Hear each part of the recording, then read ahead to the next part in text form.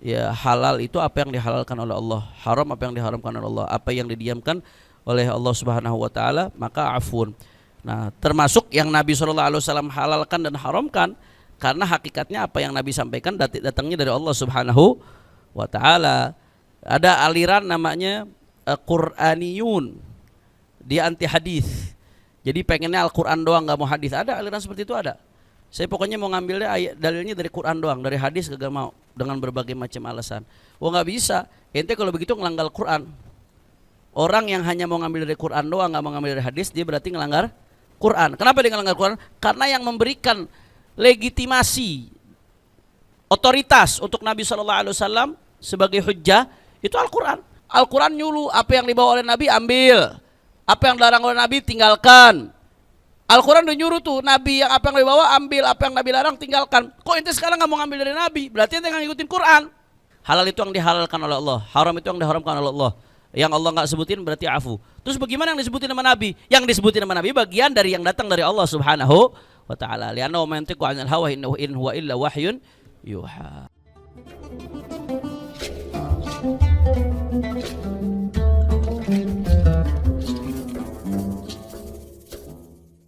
Assalamualaikum warahmatullahi wabarakatuh.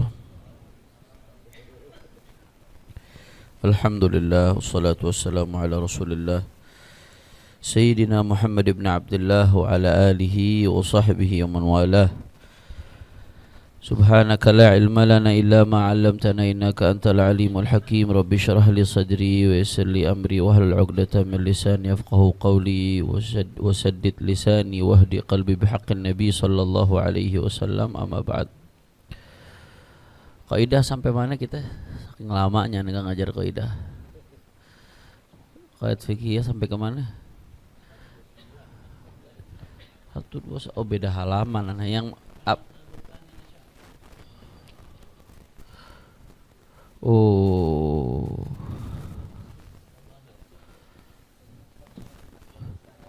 al-aslu fil asya libahah hatta yadul dalil tahrim udah.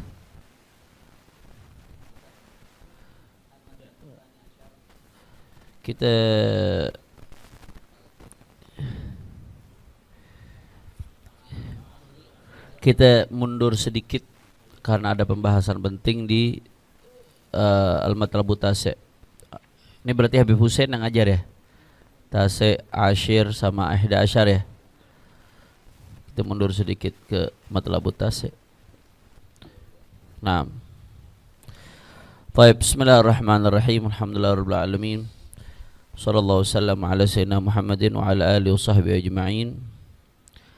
Al-Matlabut Tasi' qaidatu al-aslu fil asya' al-ibahatu hatta yadulla ad-dalilu ala tahrim. Wa ma'na al-qaidah anna al-asla al-mutayaqqana fil asya'i huwa al-hillu hatta yadulla ad-dalilu hatta yadulla ala tahrimi dalilun aw sababun min asbabihi. Qala Suyuti al-aslu fil asya' al-ibahatu hatta yadulla ad-dalilu ala tahrim. Hadha madhhabuna wa 'inda Abi Hanifah al-aslu fiha at-tahrimu hatta yadulla ad-dalilu ala al-ibahah. Ya, jadi saya sengaja kita balik sedikit ke pembahasan 9, ya hitung-hitung murajaah, karena ada hal-hal yang penting yang harus digambarkan dari kaidah ini. Ada hal-hal yang sangat nanti dampaknya signifikan. Ya. 121. Kalau di kitabnya 121, situ 122. Kaidahnya apa? Al-aslu fil asya' al-ibahah. Hukum asal segala sesuatu adalah libahah. Hukum asalnya boleh. Hukum asalnya adalah boleh hatta yadullad dalilu ala tahrim, sampai ada dalil yang menunjukkan itu hukumnya diharamkan. Ya, makna al-qaidah, makna daripada kaidah tersebut, anal asla al-mutayaqqana fil asya', sesungguhnya hukum asal yang diyakini di dalam segala sesuatu apa? Huwal hil, adalah kehalalan. Hukum asalnya adalah kehalalan. Halal, boleh. Ya, kalau ada sesuatu belum ketahuan, ini apa nih, hukumnya apa nih, maka hukum asalnya boleh. Hatta yadulla ala tahrim, sampai menunjukkan kepada keharaman. Apa yang menunjukkan? Dalilun, sebuah dalil, au sababun min asbabihi, atau salah satu sebab daripada sebab munculnya hukum haram. Nah, qala Suyuti, berkata Imam Suyuti, al-aslu fil asya al-ibahatu hatta yadulla dalilu ala tahrim. Hadza madhhabuna wa 'inda Abi Hanifah al-aslu fiha at-tahrim hatta yadulla dalilu ala al-ibahah. Berkata Imam Suyuti bahwasanya al-aslu fil asya al-ibahah, hukum asal segala sesuatu adalah ibahah, boleh, mubah. Hatta yadulla dalilu ala tahrim, sampai ada dalil yang mengharamkan. Jadi hukum asalnya boleh.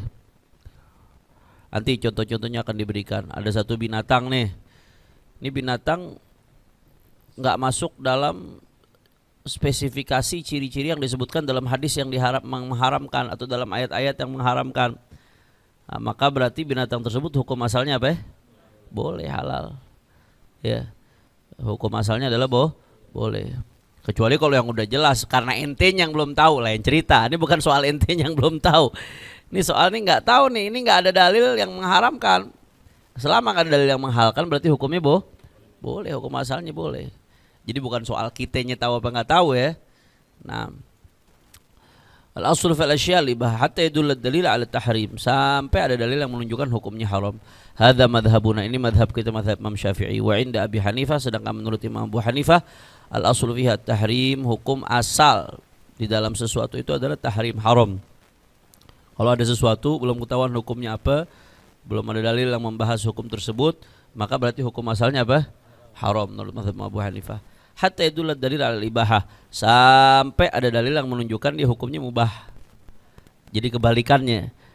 Berarti enakan Syafi'i apa Abu Hanifah? Dalam bab ini enakan Syafi'i. Tadi bab nikah Abu Hanifah. Begitu, begitu. Nanti di satu masalah ini Syafi'i lebih mudah, di masalah lain Imam Abu Hanifah lebih mudah. Masalah nikah Imam Abu Hanifah lebih mudah dalam hal enggak wajib wali. Tapi ada syurut wa quyut. Tadi kemarin ngobrol sama sahibi, memperdalam mazhab Hanafi dia dengan masyayikh Pakistan. Enggak sesederhana itu katanya soal nikah bidun wali. Nah, dan di mazhab Abu Hanifah tuh antara rukun sama wajib dua hal yang berbeda. Kalau kita kan rukun sama wajib beda itu cuma di haji doang. Di haji beda, rukun nggak bisa diganti. Ya, kalau wajib itu bisa diganti dengan dam di dalam haji. Kalau mazhab Abu Hanifah, rukun dan wajib ini di banyak masalah, bukan hanya di haji doang. Jadi kalau rukunnya terlaksana sah, tapi kalau wajibnya nggak dikerjakan dosa. Nanti dia itu di banyak masalah, termasuk di nikah berlaku dia. Itu kita butuh buka kitab Hanafiyah untuk tahqiq apa saja syarat-syarat mereka dalam masalah. Balik ke nikah lagi akhirnya. Emang udah mana bahas nikah kemarin. Ya, begitu. Nanti di bab itu Hanafi lebih mudah. Di bab ini al-aslu fil asya, Syafi'i lebih mudah, lebih enak. Al-aslu fil asya ibahah kalau Syafi'i. Hatta yadulla dalil ala tahrim. Kalau Abu Hanifah enggak, al-aslu fil asya tahrim hatta yadulla dalil ala al-ibahah. Justru ibahah itu yang butuh dalil. Nah, jelas ya. Nah, wad dalil al-qaidah. Nah, kaidah ini nih enggak ujuk-ujuk muncul, ada dalil yang melatar belakangi munculnya kaidah tersebut. Apa dalilnya? Qauluhu sallallahu alaihi wasallam, ma ahallallahu fahuwa halal. Tadi sedikit saya sempurnakan. Tadi yang Anda katakan di madhab Syafi'i kadang mudah, di madhab Hanifah dalam satu Imam Abu Hanifah dalam satu masalah sulit, lebih berat. Di madhab Abu Hanifah dalam satu masalah lebih mudah. Di madhab Imam Syafi'i dalam satu masalah lebih sulit. Makanya oleh karena itu dalam taklid nggak boleh yang namanya tatabu'ur rukhas. Tatabu'ur rukhas, nyari yang gampang-gampang doang dari setiap madhab. Jadi dalam setiap masalah dia nyari yang paling gampang yang ada di antara setiap madhab. Ustaz Haris di depan, Ustaz Haris ke depan. Ustaz Haris duduk di belakang nih, ada yang kurang rasanya madros. Fadhal. Ustaz Haris di depan. Fadhal. Kiai Kamal sakit, Ustaz sakit. Khair insyaallah. Syafahullah syifa tam ajil. Ya, jadi makanya dilarang tatabu'ur rukhas. Nyari yang gampang-gampang doang dari setiap madhab. Oh itu sayuaddi ila inhilali ribqatid din, ribqatut taklif. Kalau orang tatabu'ur rukhas cuma nyari yang gampang-gampang doang dari setiap madhab, ujung-ujungnya nggak ada taklif dia. nggak ada beban di dalam beragama, nggak ada tanggung jawab, nyari yang gampang-gampang doang, ujung-ujungnya kayak nggak beragama sama sekali. Naudzubillah min dzalik. Jadi nggak boleh. Ya. Nah, jadi ikhtilaf itu rahmah, ikhtilaf itu untuk memudahkan, tapi harus konsisten. Konsisten ketika kita mengambil sebuah pendapat bisyurutihi wa quyudihi. Wa dalilul qaidah, apa dalilnya kaidah tersebut? Qauluhu sallallahu alaihi wasallam, dalil kaidah ini al aslu fil asya libaha hatta yadullu dalil tahrim, dalilnya apa? Qauluhu sallallahu alaihi wasallam, sabda Nabi sallallahu alaihi wasallam, ma halallah fahuwa halal, apa yang Allah halalkan maka dia halal. Wa ma harrama fahuwa haram, apa yang diharamkan oleh Allah maka hukumnya haram. Wa ma sakata anhu fahuwa afun, apa yang Allah enggak sebutkan halal atau haramnya maka dia afun, berarti dimaafkan. Faqbalu minallahi afiyatah, maka terimalah dari Allah subhanahu wa ta'ala afiyah. Fa inna Allah ta'ala lam yakun liyan sasyian, karena Allah kagak lupa. Allah kagak lupa. Jadi kalau ada satu masalah nggak disebutin hukumnya, nggak dihalalin, nggak diharamin, ya udah nggak usah ribet. Jangan malah ngotot minta diharamin. Faqbalu minallahi afiyatah. Jelas ya? Karena Allah nggak mungkin lupa. Jadi ketika ada satu hal nggak disebutin hukumnya halal atau haram, maka berarti dia hukumnya apa? Ibahah, boleh. Afun minallah subhanahu wa ta'ala. Bukan Allah lupa, karena Allah pengen menghukumi boleh. Jadi bukan karena Allah lupa Allah nggak sebutin hukumnya, karena Allah pengen menghukumi boleh. Oh Beb, kalau begitu narkoba boleh dong, kan nggak disebutin hukumnya dalam Quran. Ya lain cerita lagi, kita ada qiyas. Kalau di situ ada makna alladzi yubna alaihi tahrim, maka itu dikiaskan. Ketika spirit, kenapa hukumnya khamr diharamkan, muskir, unsur muskir itu ada pada di dalam narkoba. Ya, ulama mengkiaskan kalau khamr haram gara-gara muskir, sedangkan narkoba juga muskir, berarti narkoba hukumnya haram. Lain kalau itu, yang merintahin kias juga Allah Ta'ala. Fa in tanaza'tum fi syai'in farudduhu ilallah wa rasul. Nah, suruh kiaskan kita, ati Allah wa ati rasul wa al-amri minkum, fa in tanaza'tum fi syai'in farudduhu ilallah wa rasul. Ya. Jadi kalau emang benar-benar nggak disebutin sama sekali, maka apa? Afun. Boleh. Kalau boleh, kenapa ente mesti ribet? Wa rawat Tabrani wa aidan min hadits Abi Tha'labah. Innallaha farada faraidha, sungguhnya Allah mewajibkan kewajiban-kewajiban, fala tudayyuha, maka jangan diabaikan kewajiban-kewajiban tersebut. Wa naha an asya, Allah melarang hal-hal, fala tantahikuha, maka jangan dilanggar larangan-larangan tersebut. Wa hadda hududan fala ta'taduha, Allah memberikan batasan-batasan, maka jangan melampaui batasan-batasan tersebut. Jadi yang diwajibkan udah jelas, yang dilarang udah jelas. Nah sekarang ada hal yang gak disebutkan, bagaimana? Wasakata an asya'a min ghairi nisyanin fala tabhathu anha, dan Allah subhanahu wa ta'ala diam. Sakata an asya' min ghairi nisyanin, Allah ta'ala diam, enggak membahas hukum beberapa hal, bukan karena Allah lupa, min ghairi nisyan, hasya lillah, tanazzahallah anil nisyan, Allah maha suci dari lupa. Maka kenapa itu enggak dibahas sama Allah Ta'ala? Fala tabhathu anha, maka jangan dicari-cari. Kenapa? Afun, sesuai dengan hadis sebelumnya. Itu bentuk afunya Allah, pemaafan Allah buat kita, bentuk rahmat. Dalam hadis lain riwayat wasakata an asya rahmatan lakum ghaira nisyanin fala tabhathu anha. Dalam riwayat lain Allah Ta'ala diam akan hukum beberapa hal sebagai bentuk rahmat untuk kalian. Ghairi nisyanin, bukan karena lupa. Fala tabhathu anha, jangan dicari-cari dong. Kalau Allah udah bentuk kasih sayangnya nggak dikasih hukumnya apa, ya udah alhamdulillah, bersyukur. Jelas ya? Was dalam riwayat fil lafdhi wasakata an katsirin min ghairi nisyan, Allah mendiamkan banyak hal min ghairi nisyan, tanpa Allah lupa. Allah maha mengetahui, Allah nggak lupa. Lupa itu bukan sifatnya Allah, lupa itu naqas, kekurangan. Fala tatakallafuha, maka jangan kalian memaksakan. Rahmatan lakum, itu Allah nggak sebutin rahmatan lakum sebagai bentuk rahmatnya Allah Ta'ala. Jadi rahmatan lakum tu maf'ul min ajlih dari wasakata an katsir. Bukan maf'ul min ajlih fala tatakallafuha. Ya, dari wasakata an katsir. Faqbaluha, maka terimalah, kata Nabi sallallahu alaihi wasallam. Jelas ya? Syuf, dari masalah ini ada hal yang penting banget. Ini salah satu sebab musibah muncul di mana-mana ini. Salah satu sebab musibah muncul. Sebagian orang yang hobi ngebit-abitain, ngeharam-haramin, berhujah apa? Karena Rasulullah nggak melakukan. Rasulullah nggak melakukan. Karena Nabi nggak ngerjain, berarti bid'ah. Karena bid'ah berarti haram. Nah, ini salah satunya akibat gagal paham dalil. Ya. Sejak kapan Nabi nggak melakukan itu menunjukkan haram? Apakah at-tarku yaqtadi tahrim? Enggak. Nggak melakukan itu nggak menunjukkan haram. Sebagaimana tidak menyebutkannya Allah Ta'ala terhadap hal tersebut itu tidak menunjukkan haram. Ini dalilnya nih. Haram itu kalau ada nas tahrim. Kalau ada nas yang mengharamkan, ada dalil yang mengharamkan, baru haram, ada larangan. An-nahi yaqtadi tahrim.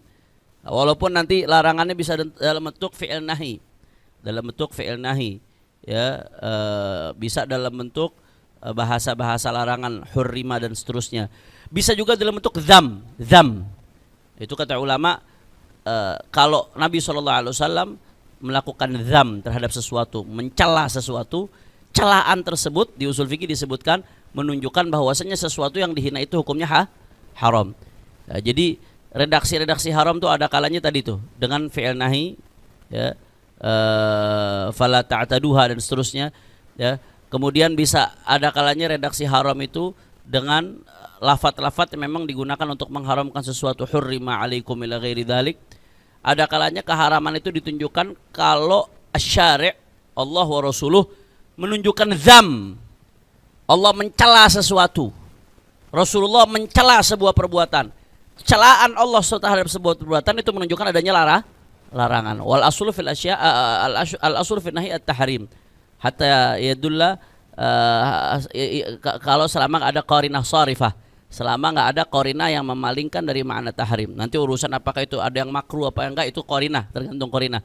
Tapi ketika ada dzam, syariat mencela, Allah mencela sebuah perbuatan. Syariat mencela sebuah perbuatan. Dicelanya sebuah perbuatan itu menunjukkan sesuatu itu diharam.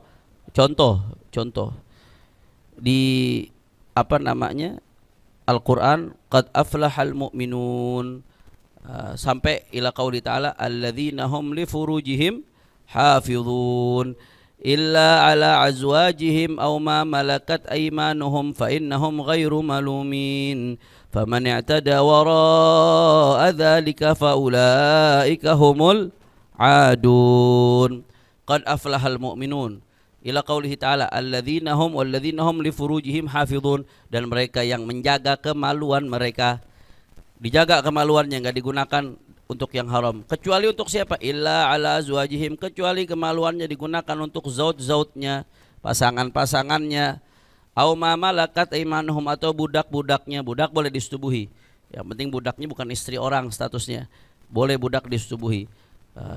Illa ala azwajihim au ma malakat aimanuhum, kecuali yang menggunakan kemaluannya untuk istri-istri mereka dan untuk budak-budak mereka.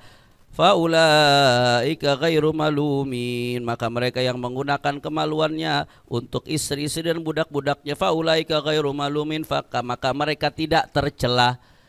Wa man i'tada wara'a dzalika, barang siapa yang melampaui batas dari itu, faulaika humul adun, maka mereka adalah orang-orang yang telah melampaui batas.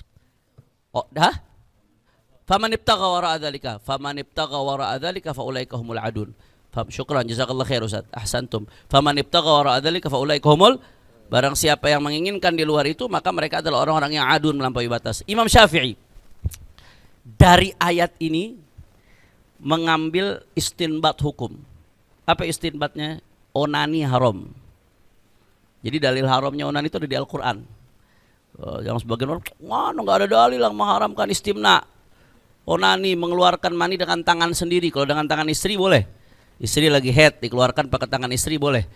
Yang penting larangannya kalau sama istri cuma dua, jangan didubur, jangan masukin ketika head, udah itu aja. Selesainya bebas, garapno sawahmu kalau kata garapno sawahmu. Selain itu boleh, walaupun nanti hukumnya ada yang makruh, ada yang nggak makruh, itu urusan lain, tapi masih masuk dalam ranah boleh. Ya ikhwan. Ya. Tapi istimna biadihi, onani dengan tangannya sendiri itu haram. Dalilnya apa nih ayat ini? Imam Syafi'i mengharamkan onani dari ayat ini nih, istinbat. Kenapa alasannya diharamkan? Karena tadi Allah Subhanahu wa taala menyebutkan yang menggunakan faradnya untuk selain istri dan untuk budaknya, untuk selain istri dan budaknya disifati sebagai adun. Kalau dibilang adun berarti dicela nggak? Dicela. Celaan ini menunjukkan onani haram. Celaan ini menunjukkan penggunaan farad untuk selain azwajihim aw malakat yaminahum, hukumnya termasuk di situ onani hukumnya. Jadi istimna itu haram, dalilnya dari Al-Qur'an. Cuman cara memahami dalil itu. Celaan terhadap sebuah perbuatan menunjukkan larangan terhadap perbuatan tersebut. Jelas apa kagak? Nah, tahrim, hadza yadullu dalilu ala tahrim. Itu berarti ada dalil yang menunjukkan hukumnya haram. Sedangkan as-sukut, at-tarak, Nabi nggak ngerjain, itu nggak berarti haram. Kenapa maulid haram? Karena Nabi nggak ngerjain. Kan dia begitu ngaramin maulid. Tahlilan haram, Nabi nggak ngerjain. Semuanya dibilang Nabi nggak ngerjain. Loh, emang Nabi nggak ngerjain, Nabi ngelarang? Pertanyaan baliknya kan begitu. Dalilnya jelas kok dalam hadis. Nabi SAW mengatakan bahwasanya innallaha farada faraidha fala tudhi'uha wa nahaa an asya fala tattahiquha wa haddadudan fala tataduha wa sakatan asya rahmatan lakum ghairu lisan fala tabahthu anha. Udah jelas. Allah taala mendiamkan ada hal-hal ya rahmatan lakum karena Allah penuh kasih sayang kepada kalian, bukan karena lupa. Ya jangan dicari-cari. Jelas ya? Ma halallah fahuwa halal wa ma harrama fahuwa haram wa ma sakata anhu fahuwa afun faqbalu minallahi afiyatah. Jadi hukum asal at-tarak layak ditahrim. Nggak ngerjain sesuatu itu bukan berarti haram. Nabi nggak ngerjain sesuatu bukan berarti haram. Haram itu kalau dilarang, baik dengan sigat nahi atau dengan redaksi-redaksi pengharaman atau dicela oleh syariat, itu yang bisa hukumnya haram. Selain itu kagak. Loh, tapi kan Nabi celak beb. Kullu muhdatsatin bid'ah, kullu bid'atin dhalalah, kullu dhalalatin finnar. Itu kan dicela. Ente yang salah paham, satu hadis nggak bisa berdiri sendiri. Berapa halaman setelah itu ada lagi hadis yang lain. Apa namanya? Man sanna sunnatan hasanatan falahu ajruha wa ajru man amila biha min ghairi an inqata' min ujurihim syai'.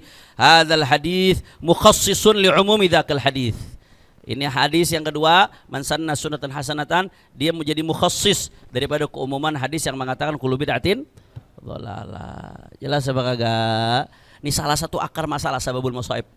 Sababul masaib memahami taraknya Nabi sebagai tahrim. Ini salah satu sebab yang bikin banyak keributan saat ini di dalam memahami dalil, di dalam fahmun nusus, di dalam memahami nas-nas. Jelas ya? Jadi kalau ketemu yang begitu-begitu Nabi nggak ngerjain, bawain hadis ini.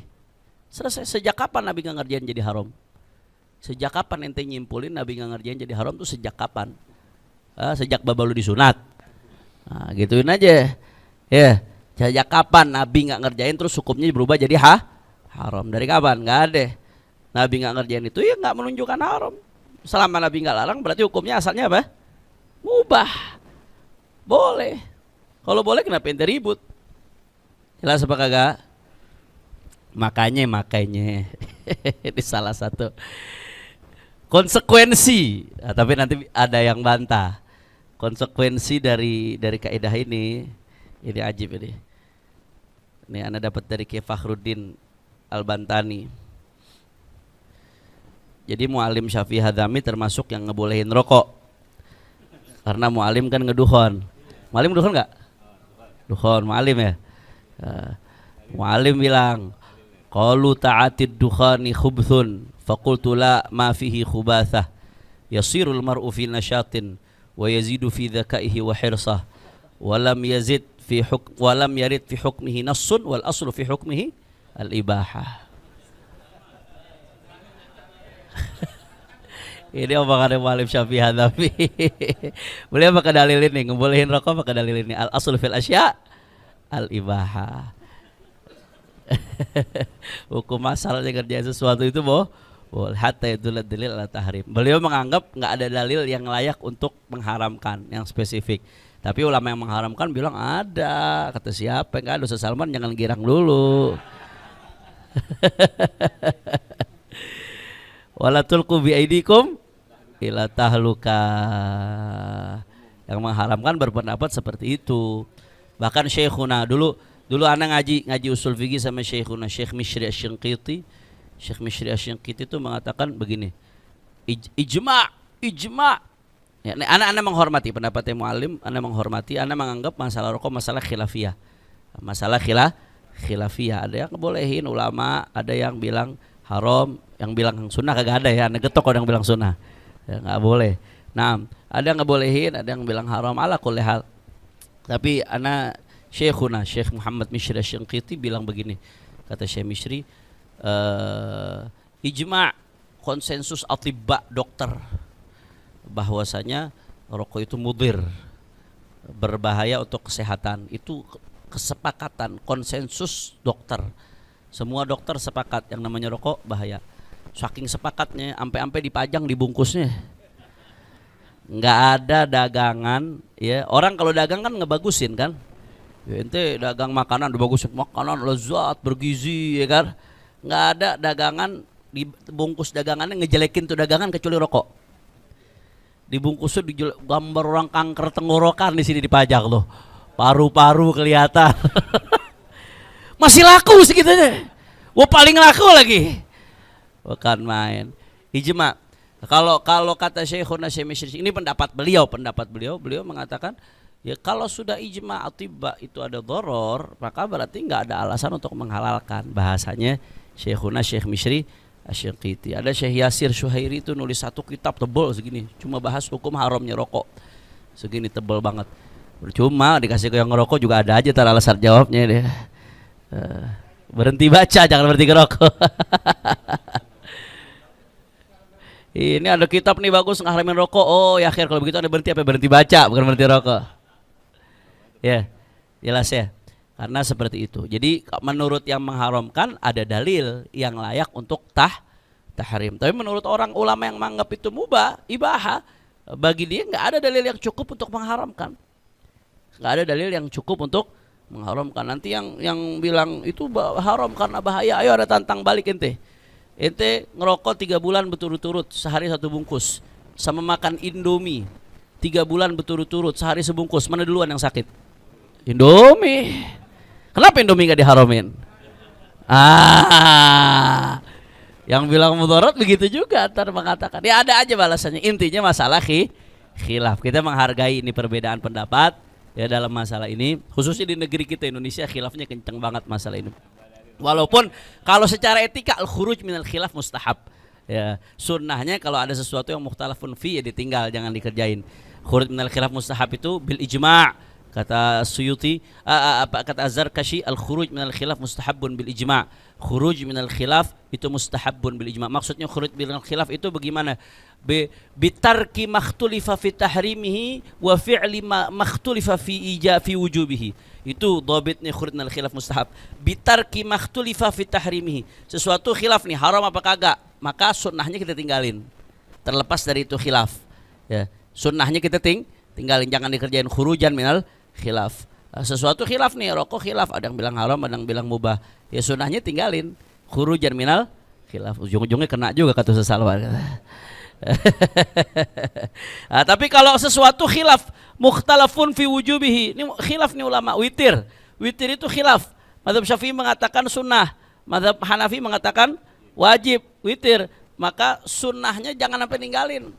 Khurujan minal khilaf. Jadi itu khuruj minal khilaf itu seperti itu cara memahaminya. Kalau ada sesuatu ada khilaf apakah dia haram apa enggak, sunnahnya kita ninggalin. Kalau sesuatu khilaf apakah dia wajib apa enggak, sunnahnya ngerjain. Jadi al-khuruj minal khilaf mustahabun, kata Syekhuna Dr. Abdurrahman, bitarki makhtulifa fi tahrimihi wa fi'li makhtulifa fi wujubihi.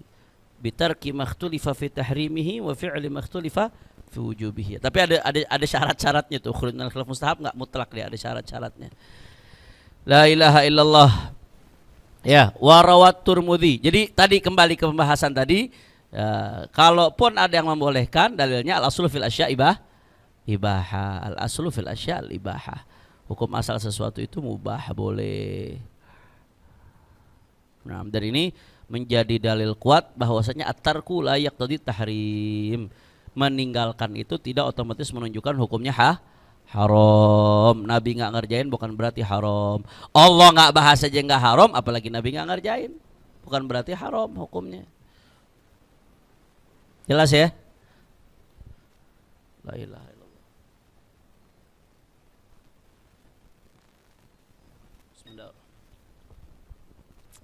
Wa Tirmidzi wa Ibnu Majah min hadits Salman annahu sallallahu alaihi wasallam su'ila 'anil jubni was-samni wal fira. Ya, faqala al-halalu ma halallahu fi kitabihi wal haramu ma harramallahu fi kitabihi wa ma sakata anhu fahuwa ma mimma afa anhu. Shallu ala Nabi Muhammad. Jadi diriwayatkan oleh Al-Imam At-Tirmidzi dari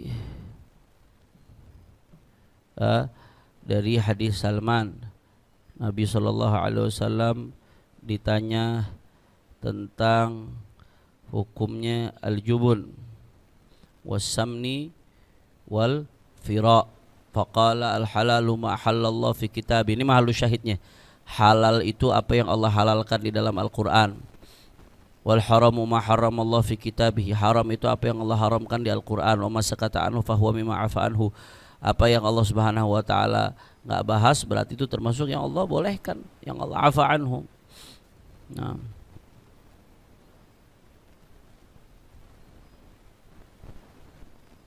Terus bagaimana Beb kalau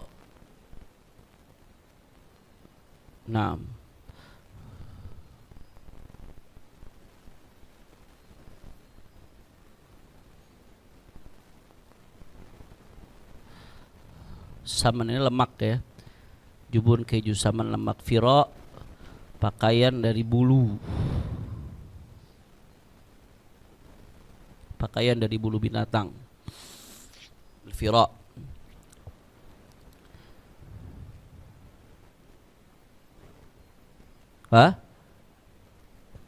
Taib. Nah, terus bagaimana Beb? Ini Allah doang. Yang Rasulullah bagaimana? Ya, enggak, kita jangan sepotong juga memahami ini. Bukan berarti yang haram hanya yang Allah haramkan. Karena kalau kita lihat korelasi antara hadis dengan ayat Al-Quran, ada kalanya fungsi hadis itu untuk menjelaskan makna lafaz Al-Quran. Ada kalanya fungsi hadis itu untuk yubayyin mujmalahu, apa yang mujmal dalam Al-Quran dirinci. Ya, contoh kita di dalam Al-Quran disuruh sholat wa aqimus sholat. Emang ada di Al-Quran cara sholat dijelasin? Nggak dijelasin. Cara sholat dijelasinnya dalam hadis. Nabi bilang shollu kama ra'aitumuni usolli. Setelah itu Nabi cerita deh tuh, disifatin sama sahabat bagaimana sholatnya Nabi SAW dari awal sampai akhir. Hadisnya panjang, di Bulughul Maram disebut itu tentang sholatnya Rasulullah SAW. Ya, jadi ada kalanya yubayyin mujmalahu, ada kalanya fungsi hadis yukhassis amahu, untuk mentaksis keumuman yang ada di dalam Al-Quran. Ini semuanya di mustalah di usul fikih ini. Ada kalanya fungsi hadis Nabi SAW yuqayyid mutlaqahu, yang mutlak di dalam ayat Quran ditakyid oleh hadis. Ada kalanya fungsi hadis Nabi SAW yansakh, boleh. Indana boleh hadis bisa menasakh ayat Quran. Ada kalanya fungsi hadis Nabi sallallahu alaihi wasallam yuassis hukman jadid. Ada kalanya fungsi hadis menyebutkan hukum yang enggak disebutkan sama sekali dalam Al-Qur'an. Ya, jadi secara sekilas ya, halal itu apa yang dihalalkan oleh Allah, haram apa yang diharamkan oleh Allah, apa yang didiamkan oleh Allah Subhanahu wa taala, maka afun. Nah, termasuk yang Nabi SAW halalkan dan haramkan, karena hakikatnya apa yang Nabi sampaikan datangnya dari Allah Subhanahu wa ta'ala. Ada aliran namanya Qur'aniyun, dia anti hadis. Jadi pengennya Al-Quran doang, gak mau hadis. Ada aliran seperti itu, ada. Saya pokoknya mau ngambilnya dalilnya dari Quran doang, dari hadis gak mau, dengan berbagai macam alasan. Gak bisa, ente kalau begitu ngelanggar Quran. Orang yang hanya mau ngambil dari Quran doang, gak mau ngambil dari hadis, dia berarti ngelanggar Quran. Kenapa dia ngelanggar Quran? Karena yang memberikan legitimasi otoritas untuk Nabi SAW sebagai hujjah itu Al-Quran. Wa ma atakumur rasulu fakhudhu wa ma nahakum anhu fantahu. Al-Quran nyuruh, apa yang dibawa oleh Nabi ambil, apa yang dilarang oleh Nabi tinggalkan. Al-Quran udah nyuruh tuh Nabi, yang apa yang dibawa ambil, apa yang Nabi larang tinggalkan. Kok ente sekarang nggak mau ngambil dari Nabi? Berarti ente nggak ngikutin Quran. Nah, jadi aliran Qur'aniyun itu mereka sedang menubrukkan dirinya dengan Al-Quran sendiri. Karena yang memerintahkan kita ngambil dari Nabi SAW adalah Al-Quran. Nah, berarti di sini bagaimana hadis al-halalu ma halallah Wal haram harramallah wa ma sakata anhu fa huwa ma'fa anhum. Halal itu yang dihalalkan oleh Allah, haram itu yang diharamkan oleh Allah. Yang Allah enggak sebutin berarti afu. Terus bagaimana yang disebutin nama Nabi? Yang disebutin nama Nabi bagian dari yang datang dari Allah Subhanahu wa taala. Li'annahu ma yantiqu 'anil hawa in huwa illa wahyun yuha. Jelas ya? Naam. Jadi ada hadis, ada aliran namanya Al-Qur'aniyun. Ini termasuk aliran yang menyimpang dari Ahlus Sunnah wal Jamaah. Baik. Wa yatakharaj an hadhihi katsirun minal masail al-mushkil haluha minha. Nah, dari kaidah ini lahirlah banyak masalah-masalah. Minha al-hayawanul mushkilu amruh. Hewan yang muskil. Urusannya dia muskil nih. Ini dia masuk kategori hewan yang diharamkan, apa yang masuk kategori nas yang dihalalkan.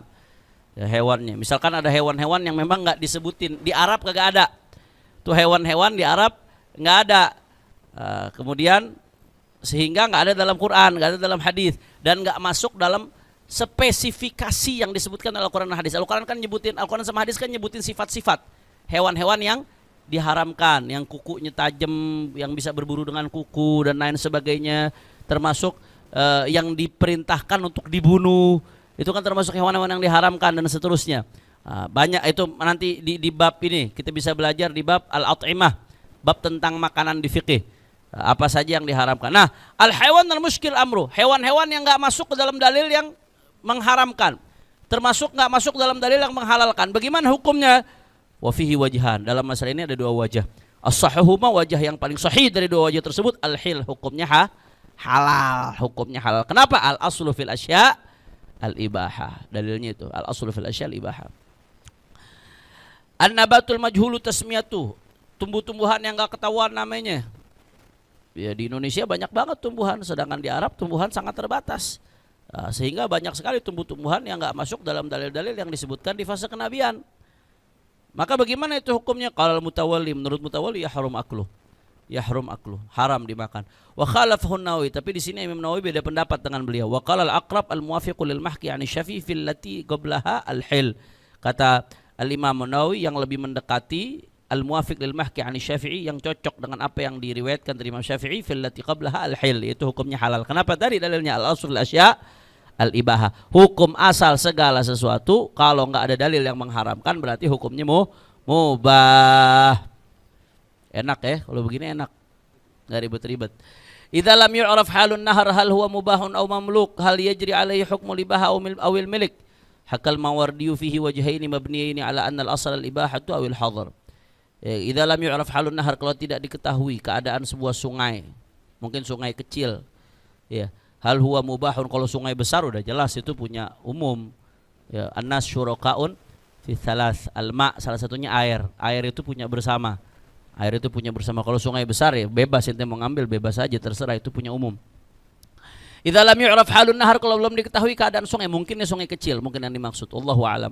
Hal huwa mubahun aw mamluk, apakah dia mubah atau punya orang, di sungai. Hal yajri alaihi hukmul ibaha awil milik. Maka ini berlakunya hukum mubah, ibahah, boleh kita pakai sebebasnya atau milik, atau itu punya milik seseorang sehingga kita mesti izin sama yang punya, mesti minta halal dari yang punya. Hakal Mawardiyu, hikayat dari Imam Mawardi, fihi wajhain, ada dua wajah dalam masalah ini. Dua wajah ini mabniyin, terbangun ala annal asal ibahatu awil hadar, terbangun di atas permasalahan bahwasanya hukum asal itu ibahah atau hadar. Hadar itu tahrim, larangan. Hukum asal itu boleh apa larangan? Kembali ke situ nanti dia. Hukum asal itu boleh atau larangan? Kembalinya ke situ. Maka kalau mengikuti pendapat yang mengatakan al-asl fil asya' ibahah, berarti itu tadi hukumnya apa? Mubah, boleh. Kalau hukumnya, kalau yang ikuti kaidah al-asl fil asya' al-hadar atau tahrim, berarti hukumnya haram. Kembali ke situ. Yang keempat, lau dakhala hamamun burjahu wa syakka hal huwa mubahun aw mamluk. Selain Habib Muhammad Habsyi, selain Habib Muhammad bin Syahab, siapa yang bisa nerjemahin ini? Anda tantang. Lau dakhala hammamun atau hamamun burjahu. Ayo. Siapa yang bisa? Kalau yang bisa nanti dikawinin lagi Buya Majid jadi wali muhakkam.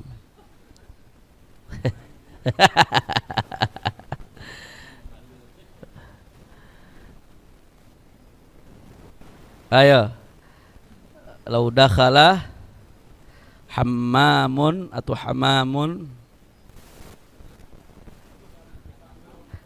Hah? Ayo burj, ish ma'na burj? Ahsan tabarakallah fik. Ahsan tabarakallah fik. Ada tadi pagi-pagi bangun tidur baca kitab lau dakhala hammamun burjahu. Ini kalau tempat sauna masuk ke dalam kandangnya bagaimana caranya tempat sauna masuk ke dalam kandangnya? Bangun tidur begitu udah kena teh nasi uduk, oh hamamun. Nah, burung dara merpati.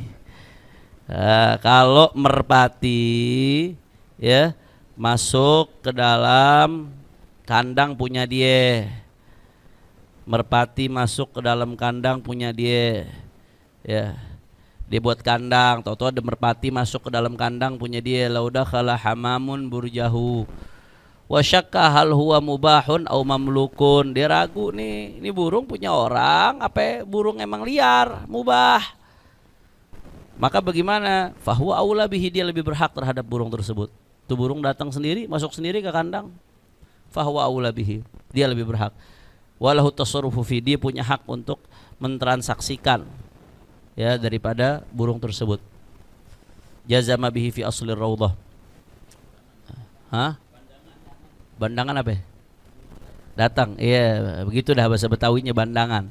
Li'annal aslal ibaha, karena hukum asalnya adalah mubah. Makanya berarti ini kalau di Indonesia kasusnya kasus apa?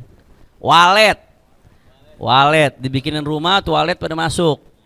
Nah, walet pada masuk, begitu dibikin rumah, walet rame-rame masuk.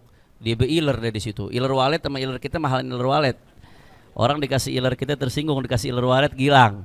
Orang bisa kaya gara-gara iler walet. Walet ente bikin rumah walet. Tahu-tahu waletnya masuk ke situ. Maka bagaimana hukumnya? Al-aslu fil asya al-ibahah, boleh. Li'annahu aula bihi, ente berhak. Tualet datang sendiri. Nah, li'annal asla fil asya al-ibahah. Ya berarti konsekuensinya kalau tahu-tahu tualet pindah dari tempat ente ke tempat orang lain juga ente nggak bisa ngelarang. Al-aslu fil asya al-ibahah, nggak ada wewenang. Kecuali kalau udah jelas, ya ada burung. Ini kan berarti syakka hal huwa mubahun au mamluk. Kharaja bizalik, kalau udah jelas. Ini udah jelas ada burung dara, dikasih tanda sama dia, mungkin pakai pita atau pakai apa, atau dikasih nama atau dibikinin bagaimana, nggak paham deh cara nandain gitu. Masuk ke kandang orang ada tandanya, yang punya datang. Kalau itu jelas gak? Jelas, yang punya berhak buat ngambil. Ini nggak ada nama, nggak ada tanda, nggak ada apa. Itu burung masuk ke kandang yang dia bikin. Fahuwa aula bihi, dia berhak untuk ngambil burung tersebut. Ya, hah? Bukan lukoto. Masa masuk lukoto? Enggak. Enggak lukoto. Fahuwa aula bihi, mubah udah Ustaz. Mubah. Anggap itu burung liar masuk ke kandang, ente jadi punya. Hasil tangkapan ente jadinya. Li'annal asla fil asya al-ibahah. Yang kelima, law syakka fi kibaril fiddah fal aslu al-ibahah. Dzakarahu fi syarhil muhadzab. Ini kalau di bab toharo ada bab tentang fiddah. Ketika nambel dengan fiddah. Saya nggak mau rinci, panjang kalau kita rinci. Ya, ada tambelan dengan fiddah. Itu ada syarat-syaratnya, diantaranya harus bukan qadrul istimsak.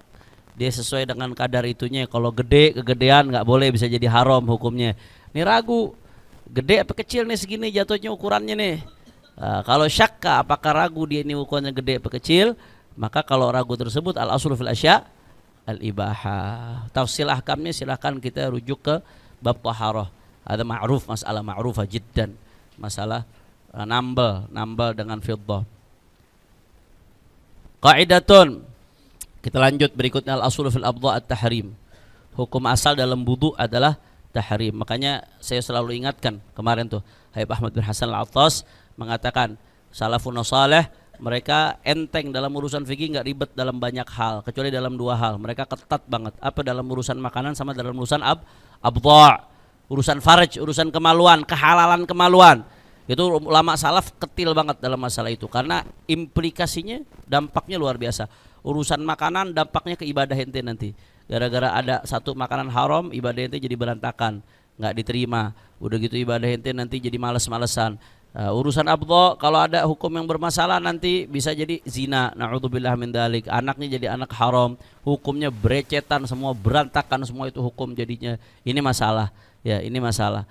Maka Habib Ahmad bin Hasan mengatakan salaf ulama-ulama terdahulu ihtiyat banget dalam dua hal, dalam urusan apa yang masuk ke dalam perut mereka dan dalam urusan yang berkaitan dengan kemaluan mereka, urusan abdha.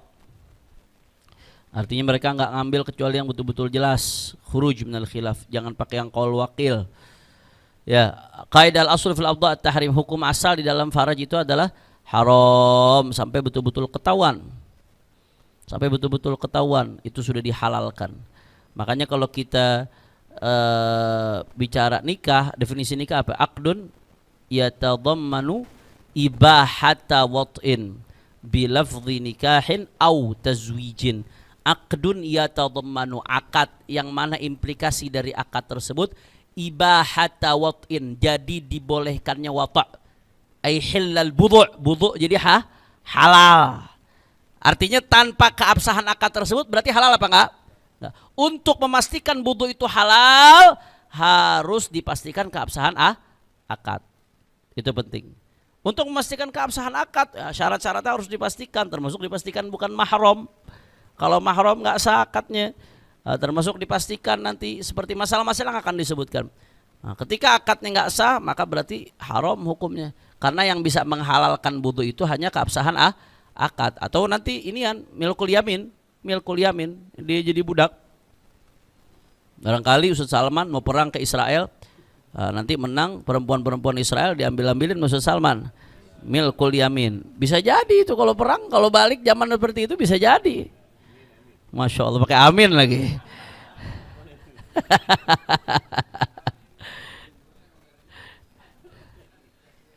Akhirnya begitu tuh anak bandel hasil dari sama orang Israel, lu emang mak lu Yahudi dasar lu.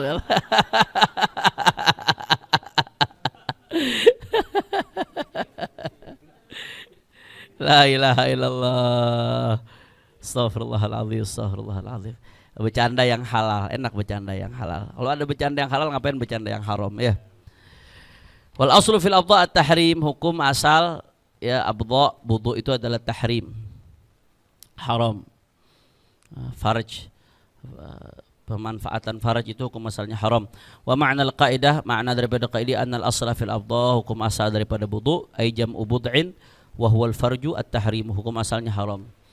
Fa idza taqabala fil mar'ati hillun wa hurmatun ghulibatil hurmah, apabila ya di dalam seorang perempuan taqabala, berhadap-hadapan hukum hillun wa hurmatun, antara hukum halal dan hukum haram, maka bagaimana? Ghulibatil hurmah, maka yang lebih didominankan adalah keharaman, haram yang lebih dominan. Ya, selama enggak bisa dipastikan benar-benar halal, maka dia berarti hukumnya haram. Ya.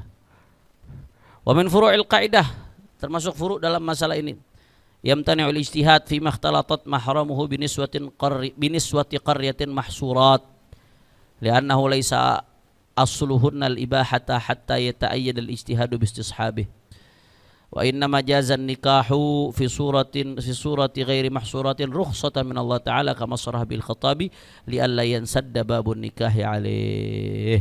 Ya. Ini contoh kasus al-aslu fil abdha at-tahrim. Nih, yamtani'u al-ijtihadu, enggak boleh ijtihad. Ijtihad dalam hal apa? Fima idza ikhtalatat mahrumuhu, kalau perempuan mahramnya dia bercampur biniswati qaryatin mahsurat, dengan perempuan satu kampung yang jumlahnya terbatas. Mahmakan jumlahnya masih terbatas. Gini.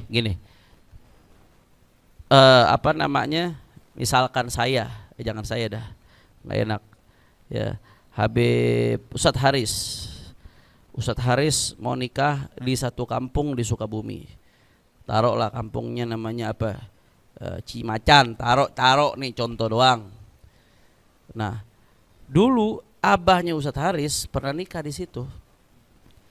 Dan Ustadz Haris tahu abahnya punya 3 anak perempuan di kampung tersebut. Sedangkan jumlah penduduk kampung terbatas gak? Mahmakan terbatas, mahmakan terbatas. Nah, Ustadz Haris pengen nikah di kampung tersebut. Pokoknya pengen nikah. Tapi Ustadz Haris nggak bisa memastikan mana yang mahramnya dia. Sehingga kalau dia nikah dengan salah satu perempuan yang ada di kampung tersebut, potensi dia nikah dengan mahram.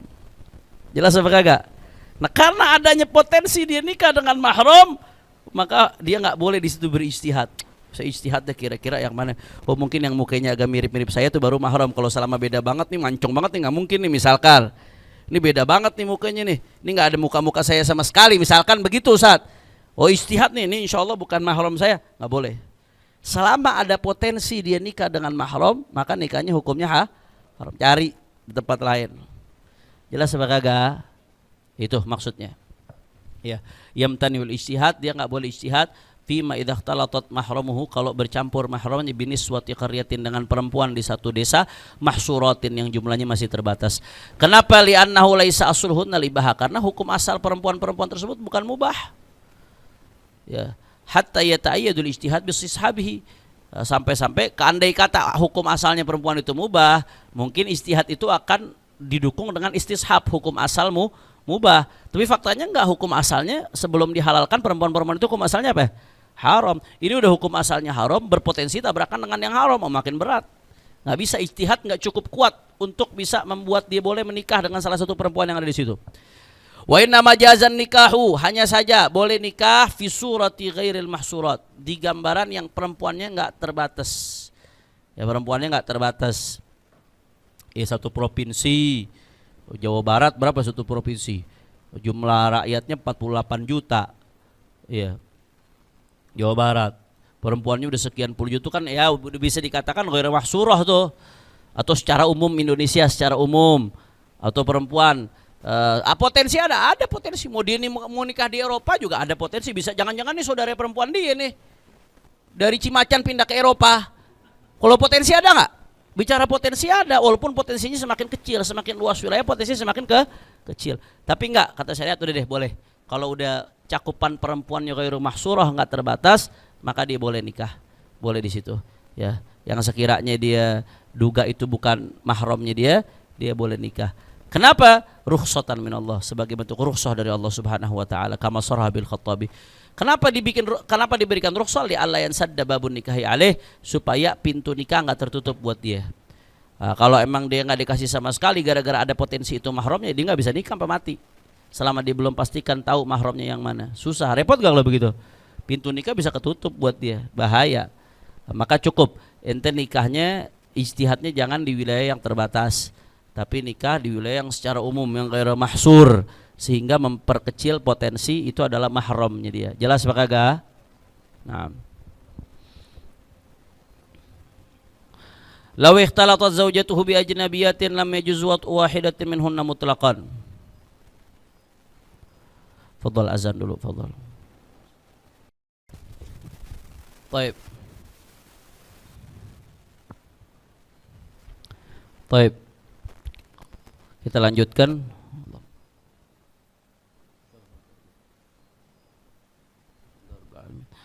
Law ikhtalatat zawjatuhu bi ajnabiyatin lam yajuz wat'u wahidatin minhunna mutlaqan li'anna al-wat'a innama yubahu bil 'aqdi duna al-ijtihad. Kalau bercampur istrinya dengan ajnabiyat, perempuan-perempuan yang ajnabiyah, dia nggak bisa bedain yang mana yang istrinya, yang mana ajnabiyah. Mungkin habis akad nikah belum pernah ketemu sama istrinya, bisa jadi, sehingga dia belum tahu secara persis istrinya yang mana. Ini bercampur, ada di satu ruangan perempuan banyak, yang salah satunya istrinya, cuman mungkin dia belum terlalu ngeh muka istrinya yang mana. Ya. Atau jangan-jangan istrinya kembar 4 atau kembar 5, kayak kucing kembar 5. Kalau kembar 2 mungkin Habib ya. Kalau kembar 5 mustahil. Mirip semuanya. Dia nggak tahu yang mana yang istrinya, yang mana bukan. Berarti kan ikhtalatat zaujatuhu bi ajnabiyah. Boleh nggak dia nyomot salah satu? Pokoknya ini salah satu bini saya, udah saya nyomot aja dah. Udah nggak kuat, langsung dibawa ke kamar. Boleh nggak begitu? Nggak boleh. Lam yajuzu wahidatin minhunna mutlaqan, enggak boleh dia mewata salah satu daripada mereka secara mutlak. Kenapa? Li'annal wat'a, karena yang namanya wata innama yubahu bil 'aqdi dun ijtihad, sesungguhnya hanya saja diperbolehkan wata tersebut bil 'aqd. Wata itu yang menyebabkan boleh wata itu aqd, bukan ijtihad. Kalau itu jatuhnya dia bukan aqd, aqdnya sama salah satu, tapi dia ngambilnya dengan cara ijtihad, enggak boleh. Harus pastikan yang mana yang istrinya. Urusan istri kok tebak-tebak. Ya, law wakala syakhsan fi syira'i jariyatin wasafaha fashtara al-wakilu jariyatan bisifah wa mata qabla an yusallimaha lil muwakkil lam yahilla lil muwakkili wad'uha lihtimali annahu ishtaraha li nafsihi fal aslu at-tahrim hatta yatayaggan sababul hil. Ya, law wakala li syakhsan fi syira'i jariyatin, kalau dia mewakilkan seseorang fi syira'i jariyatin, untuk membeli seorang budak perempuan. Waktu dibeli itu wawasofaha, disifatin nama dia, ya, yang mewakilkan ini kepada wakil. Muwakil itu yang mewakilkan, wakil yang diwakilkan. Si muwakil wawasofaha, mensifati. Bagaimana spesifikasinya disifatin kepada si wakil. Akhirnya fashtaral wakilu, maka si wakil membeli jariyah tersebut bersifat sesuai dengan spesifikasi yang telah disebutkan oleh muwakil. Tapi masalahnya mati si wakil, dhamir mata itu kembali kepada wakil. Qabla an yusallimah, sebelum dia menyerahkan. Kembali kepada jariyah. Kepada siapa? Lil muwakil, kepada muwakil. Sebelum dia menyerahkan jariyah kepada muwakil, udah meninggal. Maka bagaimana? Lam yahilla lil muwakkili wat'uha, maka enggak boleh untuk muwakil enggak boleh mewata jariyah tersebut. Padahal kalau emang itu udah pasti budaknya, boleh enggak diwata? Boleh, milkul yamin. Tetapi di sini enggak boleh dalam kasus ini. Karena si wakil udah meninggal sebelum menyerahkan kepada muwakil. Lam yahilla lil muwakkil wat'uha, enggak halal untuk muwakil menjima jariyah tersebut. Alasannya kenapa?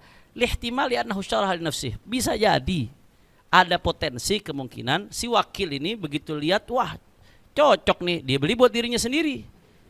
Bukan dalam konteks dia beli sebagai wakil dari si muwakil. Nah, kalau dia beli buat dirinya sendiri, yang mati ini berarti halal buat dia atau buat muwakil? Buat si wakil. Halal buat si wakil, bukan buat muwakil. Nah, karena adanya potensi ini nggak boleh, nggak halal untuk diwata. Fal aslu at-tahrim, karena hukum asalnya tahrim hatta yatayaqqan sababul hil, hatta yutayaqqana sababul hil, sampai diyakini sebab lahirnya hil. Sababul hil di sini imma agad fil nikah, imma milkul yamin. Dan ini kejadian dalam konteks nikah. Saya pernah ada satu orang ada satu, kalau ini bapak sama anak, tapi kejadian bapak sama anak. Emang bapaknya tukang kawin. Datang nih anak, bukan bapak, ponakan apa paman? Pamannya tukang kawin. Datang nih ponakan ke pamannya, Mi, ane mau ngelamar fulanah nih Mi, di desa itu Mi, cakep banget, cuman ane malu mau datang. Di mana alamatnya? Sini, Ami yang lamarin buat itu.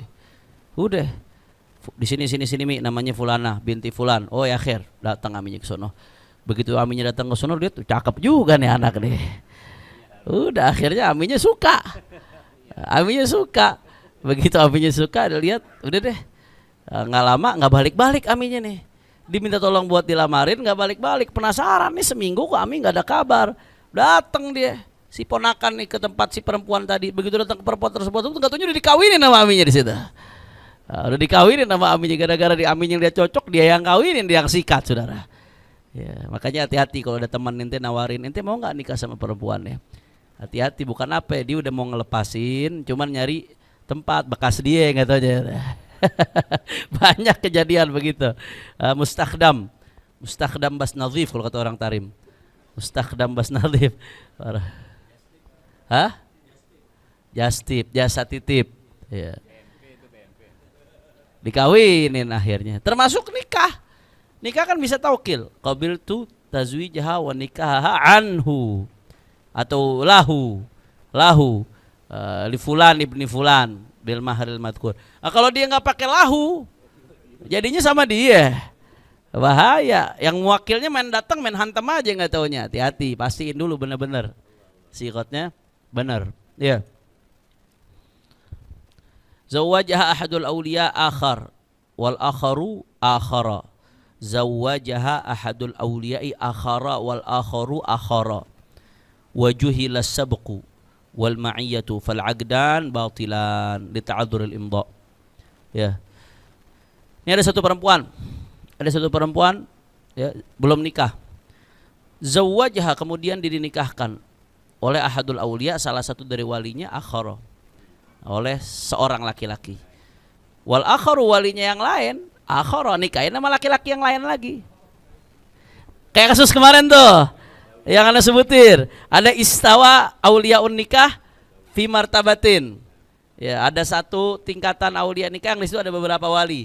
Dan si perempuan mengatakan adzintu likulli wahidin minkuma li wahidin minkum an yuzawwijani. Saya izinkan kepada setiap dari kalian untuk menikahkan saya.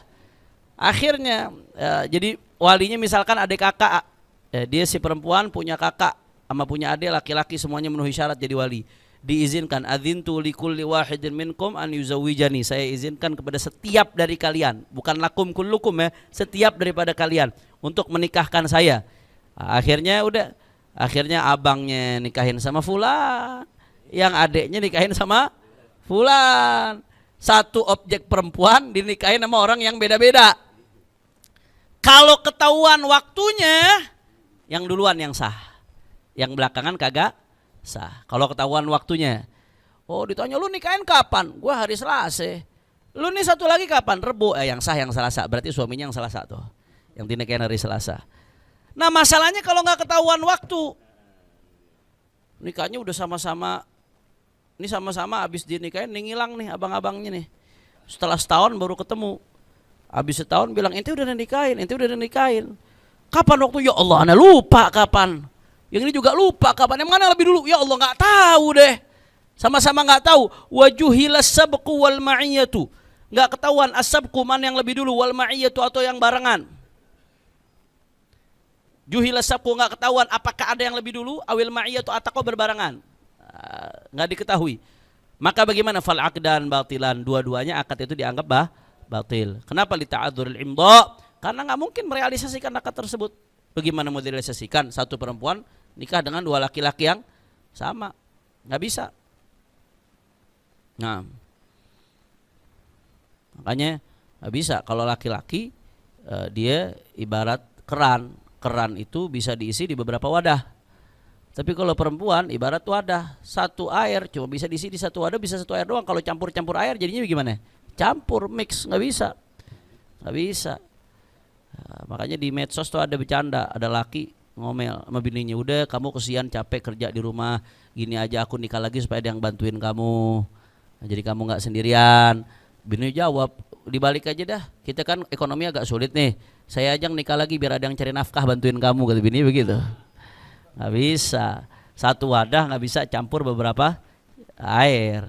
Kalau ada warna air yang berbeda di satu wadah jadinya apa? Mix. Kacau, warnanya nggak ketahuan yang mana babanya siapa, yang nggak ketahuan nanti. Itu hikmahnya. Sedangkan kalau laki-laki ibarat keran, air bisa diisi di beberapa wadah. Satu wadah nggak bisa menerima beberapa air yang berbeda sifatnya, nggak bisa campur, nanti campur aduk. Jelas apa kagak? Jadi baik secara syariat, secara logis, secara biologis emang nggak bisa perempuan nikah lagi. Punya suami lebih dari satu nggak mungkin. Beda halnya dengan si laki-laki, secara logis, secara syariat, secara biologis emang laki-laki bisa punya lebih pasangan dari satu. Sunnatullah fi ibadah. Ya, cuman secara sunnatullah juga laki dibebankan dengan banyak kewajiban pada akhirnya. Ya. Wal aslu fil abdha al hurmah. Ya.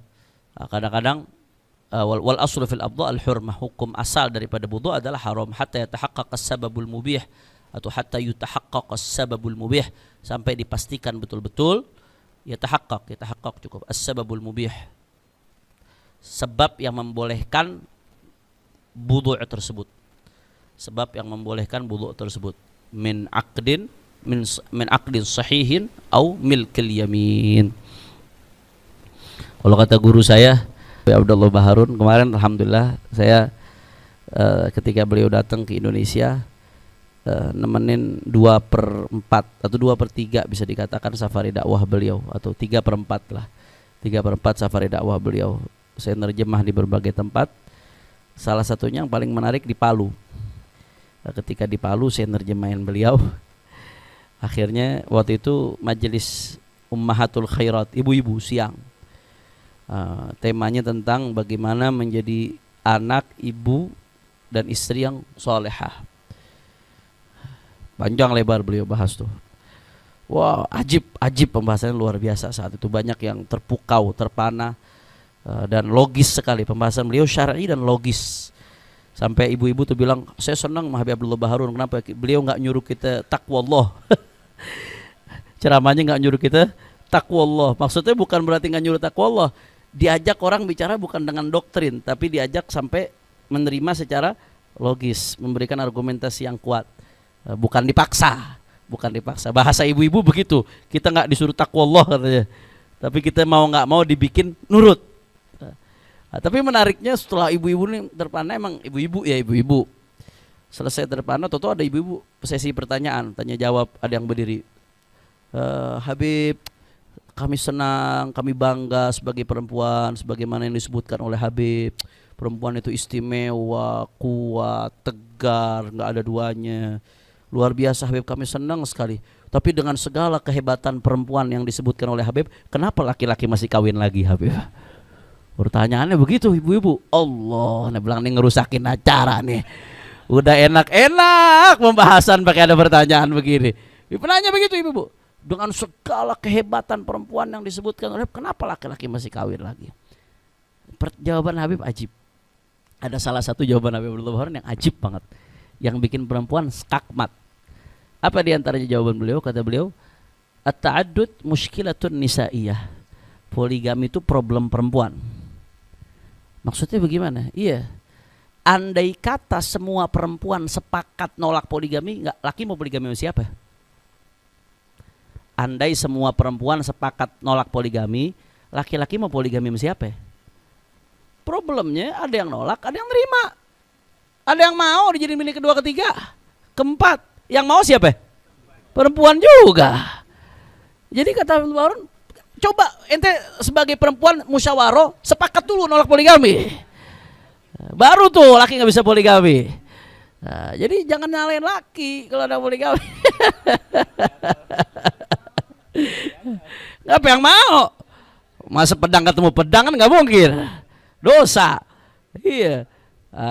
Poligami muskilatun nisa'iyah. Problem perempuan. Kenapa poligami bisa terjadi? Karena yang mau dipoligami perempuan juga. Kalau mereka sepakat nolak poligami, ya udah, laki mau poligami sama siapa? Masalahnya yang mau poligami dia juga, yang pengen dijadiin bini kedua dia juga, yang mau dijadiin bini ketiga dia juga. Bahkan kata beliau, kalau ada perempuannya dipoligami sama lakinya ngamuk, minta cerai. Begitu dicerai pusing, punya anak 3. Habis itu ada yang ngelamar orang kaya mau dijadiin bini ketiga, mau habis itu. Jelas apa kagak? Jadi kata beliau, selesaikan dulu problem di antara perempuan, sepakati dulu poligami nggak boleh, baru kita akan selesaikan poligami. Habis itu baru beliau bahas soal jumlah penduduk, persentase perempuan ini jauh lebih banyak jumlahnya daripada laki-laki. Kalau syariat nggak menghalalkan poligami, ini perempuan yang jumlahnya lebih banyak dari laki-laki mau kawin sama siapa? Mau kawin sama tembok? Nggak bisa. Ya, itu hikmahnya salah satunya. Di antara hikmah lainnya juga, kita sebagai perempuan, kata beliau, jangan kita juga mesti mikirkan nasib perempuan-perempuan lain yang nggak dapat suami. Jangan gara-gara mempertahankan perasaan, ya nggak suka dengan nama poligami, tapi nggak peduli dengan nasib perempuan yang lain. Lebih rela perempuan yang lain berzina, lebih rela perempuan lain melakukan haram daripada dia harus melakukan poligami dan seterusnya, panjang lebar. Tapi tadi itu jawaban yang pertama itu yang menarik, muskilatun nisa'iyah. Jadi poligami itu problem perempuan. Jadi besok-besok kalau ada yang komplain urusan poligami, jawabnya ini aja. Nggak usah repot-repot, jawabnya ini, muskilatun nisa'iyah. Pas, akhir jawab. Tapi tetap aja nih, kalau pengajian perempuan di sini kagak berani jelasin gitu, War.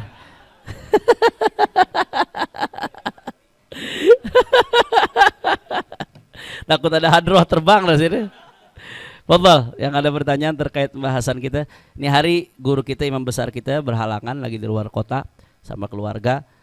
Kiai Kamal juga sakit, jadi kita tutup pengajian, udah asar sampai di sini. Ya, takutnya kalau dilanjut lagi pulang dari sini dan kawin lagi nanti urusannya.